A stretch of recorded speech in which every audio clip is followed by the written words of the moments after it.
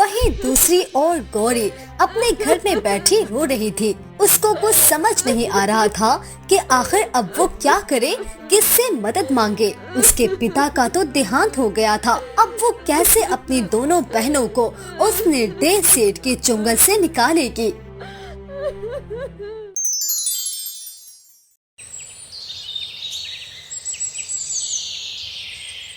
सुबह का समय था। धनपुर गांव में 3 बहनें तारा, नैना और गौरी अपने पिता करीम बख्श के पास चिंतित खड़ी थी कि तभी इनकी सबसे बड़ी बहन गौरी कहने लगी, मुझसे अब और धीरज नहीं होता। मैं पिताजी को अपनी आंखों के सामने यूं पल पल मरते हुए नहीं देख सकती। अब मुझे कुछ न कुछ करना ही होगा। पर दीदी, आप क्या करोगी? पिताजी तो 1 महीने से बीमार है। जब घर पर एक समय का खाने को कुछ नहीं है तो हम पिताजी का इलाज कहाँ से करवाएंगे? नैना, तू चिंता मत कर, मैं ताऊ जी के पास जाऊंगी। वो जरूर हमारी मदद करेंगे। आखिर को कठिन समय में अपने ही तो अपनों के काम आते हैं। इतना कहते ही गौरी अपने ताया मिट्ठू के घर चली जाती है। हाँ भाई गौरी, बता आज तू मेरे घर किस कारण आई है? ताऊ जी, पिताजी की तबीयत बहुत खराब है। उनको बहुत हानिकारक बीमारी हो गई है जिसका इलाज करवाना होगा। यदि हमने समय पर उनका इलाज ना किया तो उनकी मृत्यु हो सकती है। कृपया करके आप हमारी मदद करें, हमें कुछ पैसे उधार दे दे। मैं वादा करती हूँ आपके पैसे जल्द ही लौटा दूंगी।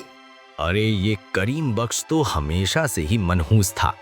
पहले जब इसका जन्म हुआ तो माँ और पिताजी का देहांत हो गया।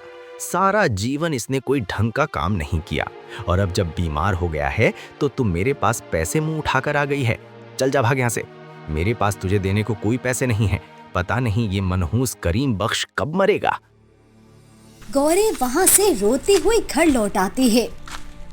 क्या हुआ दीदी, आप इतनी जल्दी लौट आए? ताऊ जी ने आपको पैसे दे दिए? बोलो ना दीदी, चुप क्यों हो? तारा की बात सुनकर गौरी अपनी बहनों को सारी घटना सुना देती है। ताऊ जी तो बहुत ही कठोर निकले दीदी, अब हम क्या करेंगे? यदि हमने पैसों की व्यवस्था ना की तो पिताजी की मृत्यु हो जाएगी। नहीं नैना, हमारे पास अभी एक और रास्ता है। कौन सा रास्ता दीदी? हम तो इस गांव में किसी को नहीं जानते।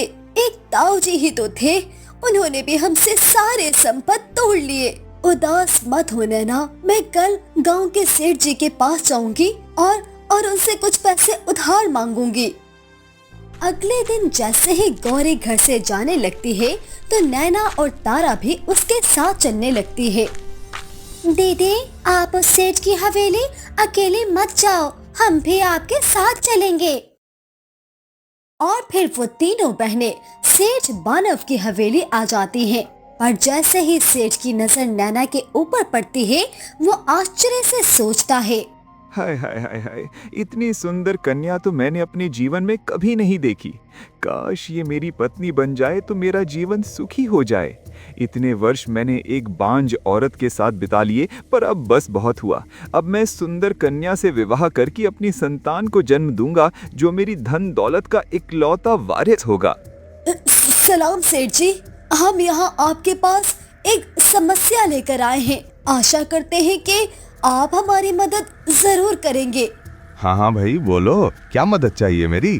सेठ जी, वो हमारे पिताजी की तबीयत बहुत खराब है। हमें उनके इलाज के लिए कुछ पैसों की आवश्यकता है। क्या आप हमें 50,000 रुपए उधार दे सकते हैं? हम वादा करते हैं कि जल्द ही आपको सारे पैसे लौटा देंगे। अरे हाँ, क्यों नहीं। तुम लोग चिंता मत करो, मैं तुम लोगों को अभी 50,000 रुपए दे देता हूँ, परंतु मेरी एक शर्त है। शर्त? कैसी शर्त सेठ जी? अच्छा तो सुनो फिर। असल में तुम मुझे बहुत पसंद आ गई हो। तुम्हारी सुंदरता देखकर मैं तो पागल हो गया हूँ। इसीलिए मैं तुमसे विवाह करना चाहता हूँ। क्या कहती हो? तुम भी तो तैयार होगी, है ना? इस तरह तुम्हारे पिताजी का इलाज भी हो जाएगा और तुम एक गरीब घर की लड़की से एक सिठानी बन जाओगी। ये आप क्या कह रहे हैं सेठ जी? अरे पगला गए हैं क्या? कहीं आपका मानसिक संतुलन तो नहीं हिल गया? क्या आपने अपनी उम्र देखी है?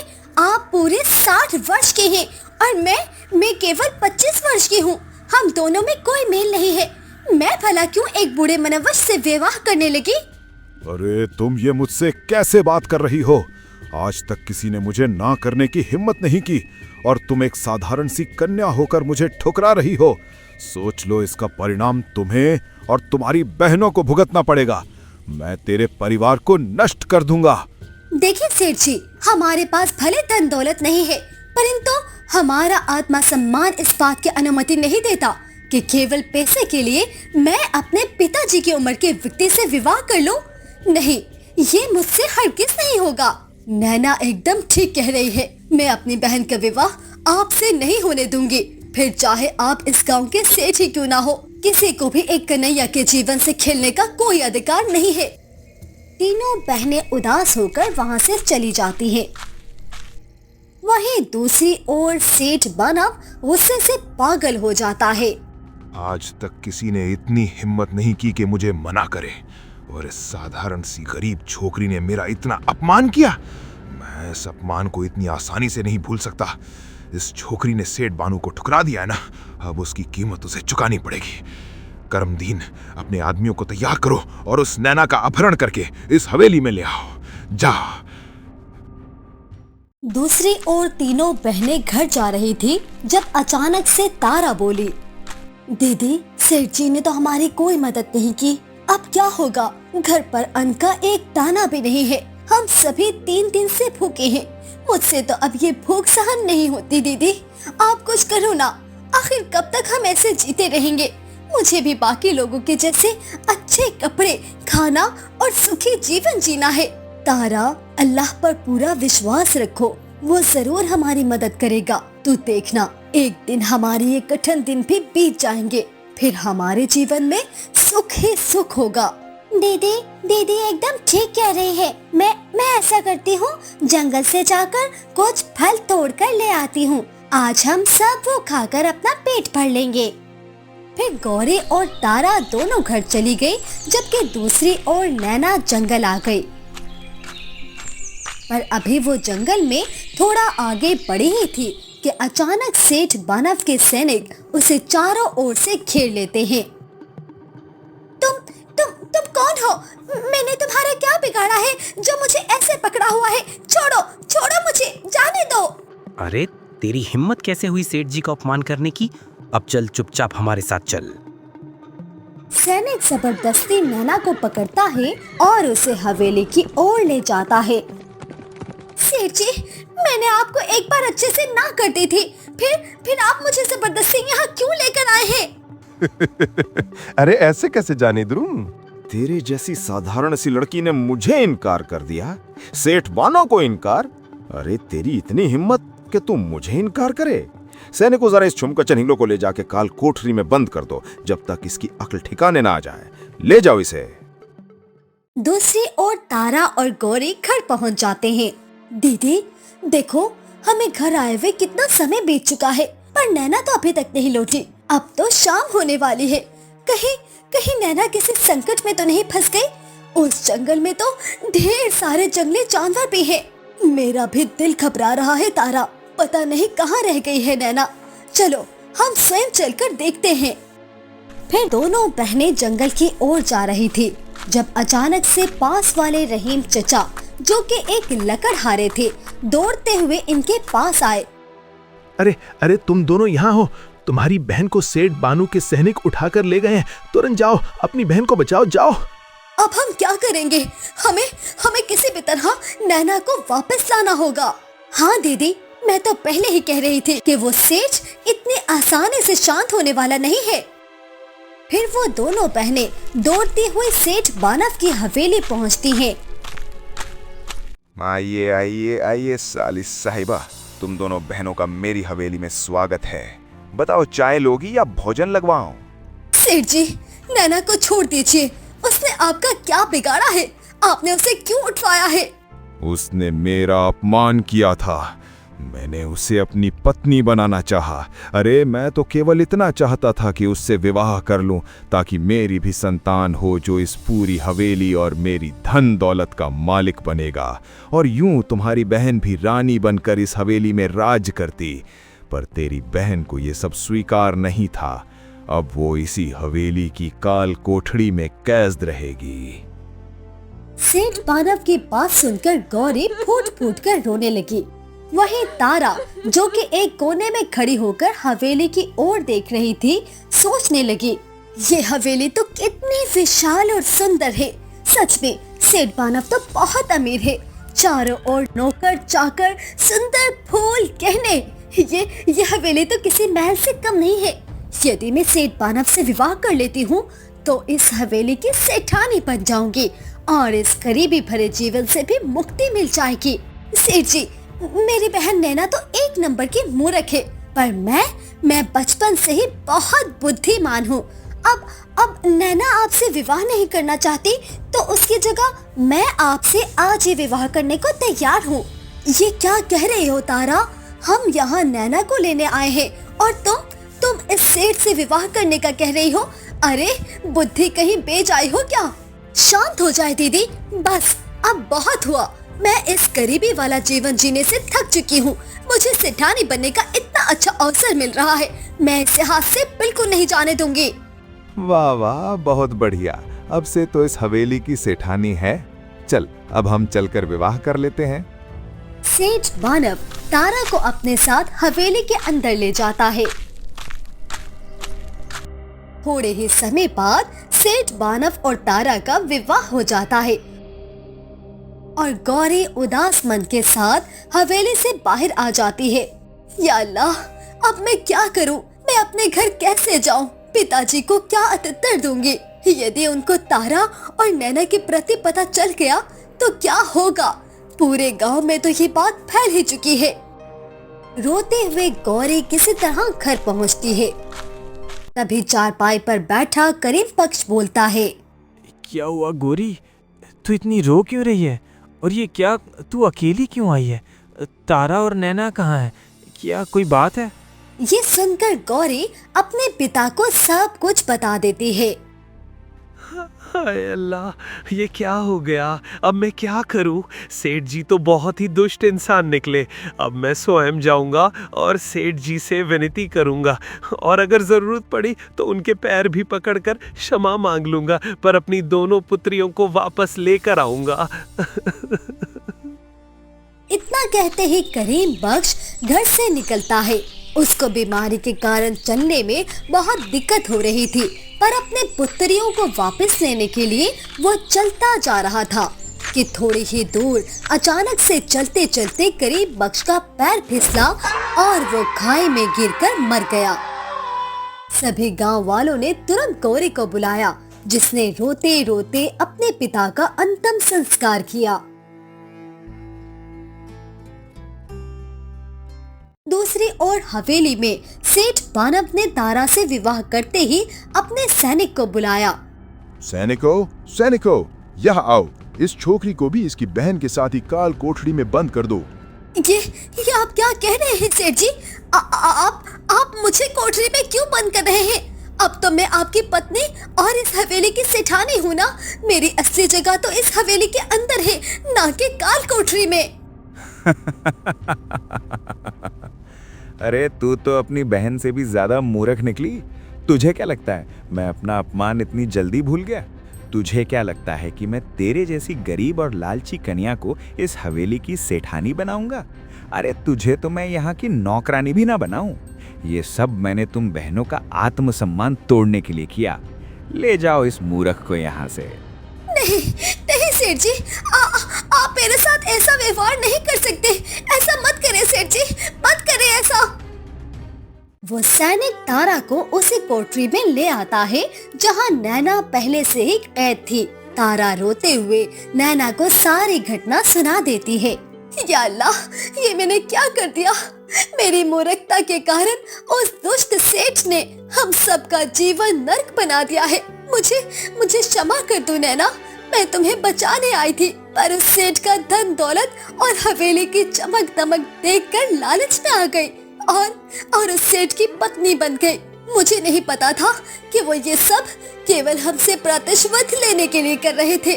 पता नहीं दीदी और पिताजी क्या सोच रहे होंगे। दूसरी तरफ पास वाले रानीपुर गांव के सरपंच की हवेली में चारों ओर सन्नाटा छाया हुआ था। सरपंच की पत्नी रमा अपने कमरे में चिंतित बैठी थी। सुनिए जी, अब तो पूरे 30 वर्ष बीत चुके हैं। उस परी ने कहा था कि 30 वर्षों के बाद हमें इस शराब से मुक्ति मिल जाएगी। अब तो हम अपनी पुत्रियों को अपने पास वापस ला सकते हैं ना? हाँ रमा, तुम बिल्कुल ठीक कह रही हो। हमने अपनी फूल जैसी बेटियों को पूरे 30 वर्ष अपने से दूर रखा था, पर अब बहुत हुआ। अब वो श्राप खत्म हो चुका है। 30 वर्ष पहले की बात है, जब रानीपुर गांव का सरपंच अपने परिवार के साथ जंगल की सैर को निकला था। वो लोग नदी किनारे बैठे थे। उस जंगल में एक विचित्र पेड़ था जिसका फल तोड़ना सख्ती से मना था। सुनिए जी, मुझे इस पेड़ से फल तोड़कर ला दे। देखे ना कितना स्वादिष्ट लग रहा है। अरे नहीं नहीं रमा, तुम्हें तो पता है ना कि इस विचित्र पेड़ से फल तोड़ना मना है। गांव वालों का मानना है कि ये अशुभ होता है। हम किसी बड़े संकट में पड़ सकते हैं। अरे मुझे अच्छे से पता है जी, ये सब झूठ है। ऐसा कुछ भी नहीं है। मैंने आपसे बस कह दिया है कि मुझे इसी पेड़ का फल खाना है, खाना है, खाना है। रिमा, लगता है तुम नहीं मानोगे। अच्छा चलो ठीक है, ठीक, मैं लाता हूँ। अब उदास तो मत हो। और फिर जैसे ही सरपंच उस विचित्र पेड़ से फल तोड़कर लाता है तो एक तेज रोशनी चारों ओर फैल जाती है और देखते ही देखते एक परी वहाँ प्रकट हो जाती है। कौन हो तुम, और ये ऐसे अचानक से यहाँ कैसे आ गई? तुम लोगों ने इस जंगल के नियम को तोड़ा है। इस विचित्र पेड़ से फल तोड़ना मना था। अब मैं तुम लोगों को श्राप देती हूँ। तुम लोगों को अपनी बेटियों से अलग होना होगा, वो भी पूरे 30 वर्षों के लिए। यदि तुम लोगों ने ऐसा ना किया तो मैं उनके प्राण स्वयं ले लूंगी। अब तुम लोग अपनी तीनों बेटियों को किसी गरीब व्यक्ति के घर भेज दो और 30 वर्ष तक तुम दोनों उनसे कोई भी किसी तरह का संपर्क नहीं रखोगे, समझे? इतना कहते ही वो परी वहाँ से गायब हो गई। या अल्लाह, ये मुझसे कैसा अनर्थ हो गया। काश मैं आपको उस विचित्र पेड़ से फल तोड़ने का ना कहती। अब मैं क्या करूं? अपनी तीनों मासूम बच्चियों को कैसे एक गरीब व्यक्ति को दे दूं? वो कैसे रहेंगे वहाँ? ये मैंने क्या कर दिया? देखो रमा, अब जो होना था वो तो हो चुका है। अगर हमें अपनी पुत्रियों का जीवन सुरक्षित रखना है तो उनको 30 वर्षों के लिए इस हवेली से दूर एक गरीब आदमी के घर भेजना ही होगा। सरपंच की बात सुनकर उसकी बूढ़ी माँ कहने लगी, बेटा, पास वाले गांव में करीम बख्श नाम का एक गरीब व्यक्ति रहता है। वो खेतों में मजदूरी करता है और बहुत ही मेहनती और ईमानदार है। कुछ समय पहले ही उसकी पत्नी का देहांत हुआ था, पर वो अपनी पत्नी से इतना प्रेम करता था कि उसने दूसरा विवाह नहीं किया। हम इन बच्चियों को करीम बख्श को दे देंगे। मुझे पूरा विश्वास है कि वो इन तीनों का पालन पोषण बहुत अच्छे से करेगा बेटा। ठीक है अम्मा, पर इस करीम बख्श को ये नहीं पता चलना चाहिए कि वो तीनों एक सरपंच की पुत्रियां हैं। यदि उसको ये पता चल गया तो हम इस श्राप से कभी मुक्त नहीं हो पाएंगे। ठीक है बेटा, तू चिंता मत कर। मैं अब इन तीनों बच्चियों को करीम बख्श के घर ले जाती हूँ। सरपंच की माँ नौकरानी के फटे पुराने कपड़े लेकर पहन लेती है। ये कैसा रूप धार लिया है आपने माँ? बेटा, ये फटे पुराने कपड़े मैंने इसलिए पहने हैं ताकि मुझे कोई पहचान ना सके। अब तू बस देखता जा।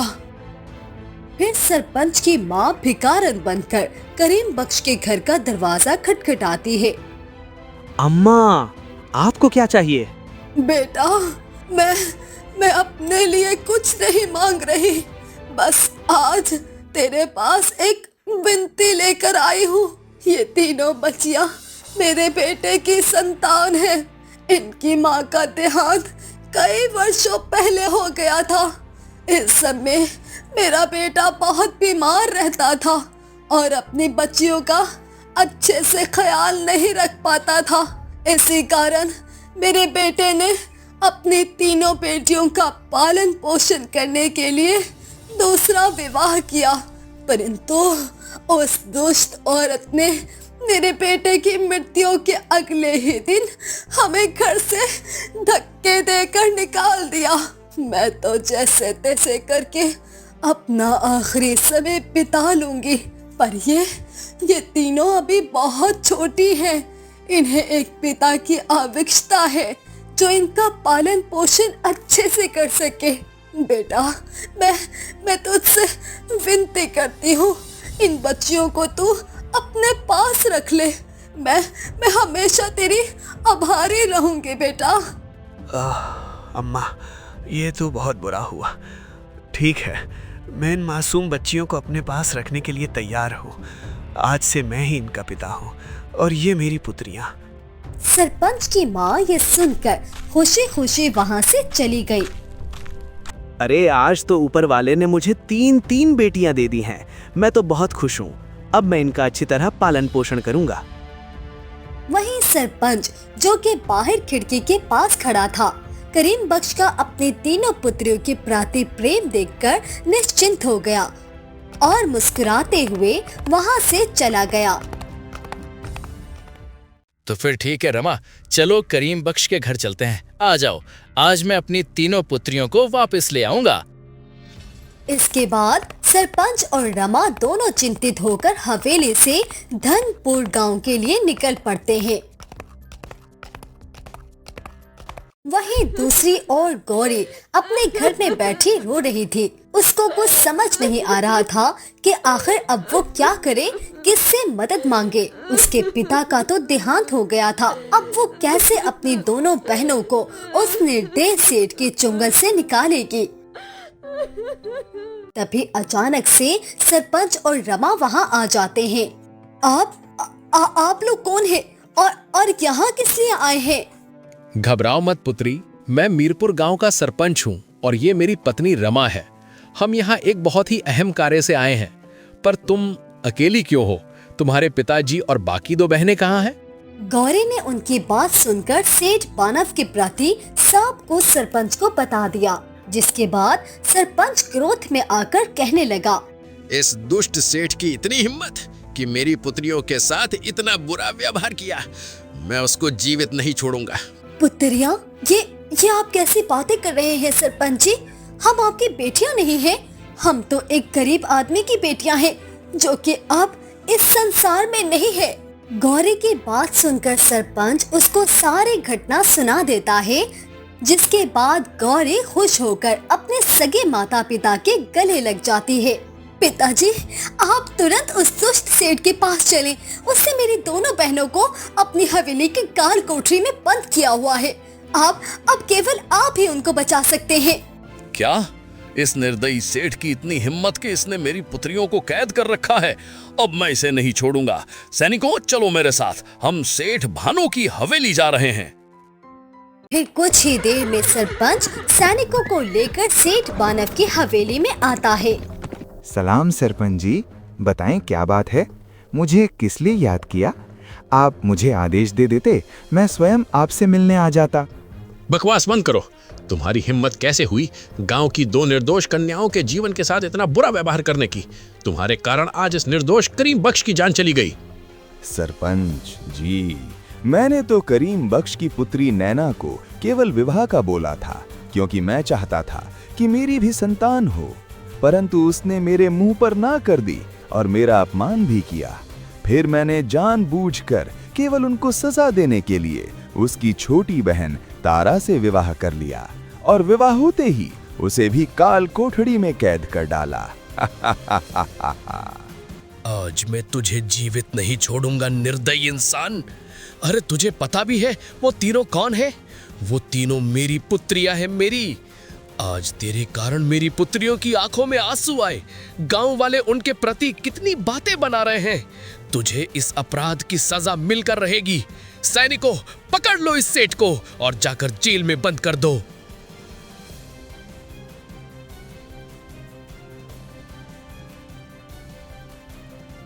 इसके बाद पूरे गांव में ये घोषणा करवा दी गई कि गौरी, नैना और तारा कोई साधारण लड़कियां नहीं थी, ना ही करीम बख्श की सगी बेटियां, बल्कि वो सरपंच की पुत्रियां थी।